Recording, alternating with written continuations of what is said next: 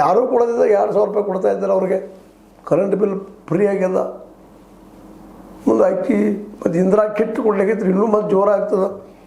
ಇದನ್ನೆಲ್ಲ ಮೀರೇ ಇವ್ರು ಜಂಟಿಯಾಗಿ ನಿಂತ ಸಮನ್ವಯ ಮಾಡಿಕೊಂಡು ತಾವು ಗ್ಯಾರಂಟಿಗಳನ್ನ ಘೋಷಿಸ್ಬೇಕಾಗಿತ್ತು. ಇವತ್ತು ಗ್ಯಾರಂಟಿಗಳನ್ನ ಘೋಷಣೆ ಮಾಡದೆ ಹೋದ್ರೆ ಜನ BJP ಮತ್ತು JDS ಬೆನ್ನು ಹತ್ತಾರಂತ ತಿಳ್ಕೊಳ್ಳಿಕ್ಕೆ ಹೋಗ್ಬೇಡ್ರಿ ಅನ್ನೋಂಥ ಮಾತುಗಳು ಕೇಳಿ ಬರ್ತಾ ಇದ್ದಾವೆ.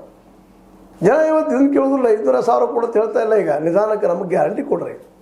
ಏನೋ ಒಂದು ಎಲೆಕ್ಷನ್ ಬಂದಾಗ ಒಂದು 500,000 ಕೊಡ್ತೀರಿ, ನಂತರ ಮತ್ತೆ 5 ವರ್ಷ ನಂತರ ಭೇಟಿ ಆಗ್ತೀರಿ ಆಫ್ಟರ್ 5 ಇಯರ್ಸ್. ಇವತ್ತು ಇದನ್ನು ಈ ಗ್ಯಾರಂಟಿ ತಪ್ಪಿಸ್ಬೇಕಾದ್ರೆ ನೀವು ರಾಜಕಾರಣಿಗಳು ನೀವು ವಿಚಾರ ಮಾಡ್ಬೇಕಿದೆ. ನೀನು ಇವತ್ತೇನು ಸಿದ್ದರಾಮಯ್ಯ ಟೀಕೆ ಮಾಡ್ತಾ ಇದ್ರಿ, ಗ್ಯಾರಂಟಿ ಕೊಟ್ಟು ಏನು ಹಾಳು ಮಾಡಿದ್ರಿ, ಖಜಾನೆ ಹಾಳು ಮಾಡಿದ್ರಿ ಅಂತೇಳಿ.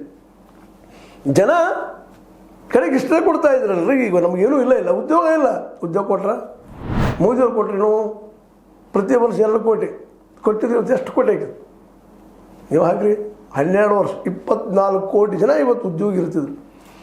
ಸಮಸ್ಯೆ ಇಲ್ಲಲ್ರಿ. ಇವತ್ತು ನಿರಂತರ ಮುಂದಿನ 20-50 ವರ್ಷ BJPಗೆ ಆಡುವಂಥದ್ದಾಗಿ ಹೋಗ್ಬಿಡ್ತಿತ್ತು.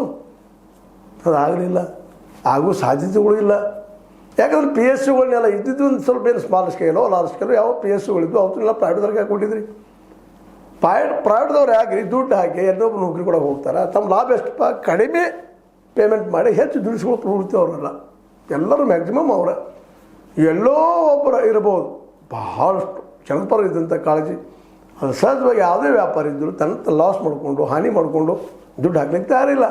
ಯಾರು ಹೇಳಿದ್ರೂ ಗೊತ್ತಿಲ್ಲ ಇದು ಓಪನ್ ಮಾರ್ಕೆಟ್ ಮಾಡುವಂಥದ್ದು. ನಮ್ಮ ಮನಮೋಹನ್ ಸಿಂಗ್ ತಂದರು.